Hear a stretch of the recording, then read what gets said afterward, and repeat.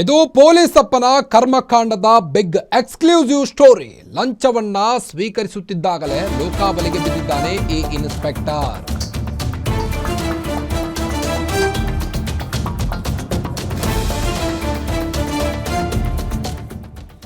ನಮ್ಮನ್ನೆಲ್ಲ ಕಾಯುವ ಪೊಲೀಸಪ್ಪನೇ ಈಗ ಲಂಚದ ಬಲೆಗೆ ಬಿದ್ದಿದ್ದಾನೆ. ಇದು ಪೊಲೀಸಪ್ಪನ ಕರ್ಮಕಾಂಡದ big exclusive story.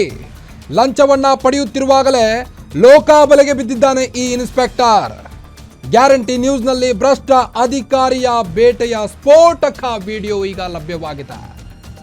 KP Agrahara ಠಾಣೆ ಇನ್ಸ್ಪೆಕ್ಟರ್ ಈತ ಗೋವಿಂದರಾಜುಗೆ ಈಗ ಬಿಗ್ ಶಾಕ್ ಎದುರಾಗಿದೆ. ಚೀಟಿ ವ್ಯವಹಾರದ ಕೇಸ್ ಸಂಬಂಧ ಹಣ ಪಡೆಯುವಾಗ ಲೋಕಾಬಲೆಗೆ ಬಿದ್ದಿದ್ದಾನೆ ಈತ.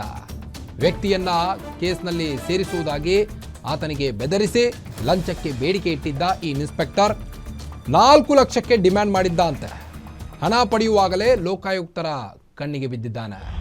ಈಗ ಸಿಕ್ಕಿಬಿದ್ದಂಥ ಪೊಲೀಸಪ್ಪನಿಗೆ ತರಾಟೆಗೆ ತೆಗೆದುಕೊಂಡಿದ್ದಾರೆ.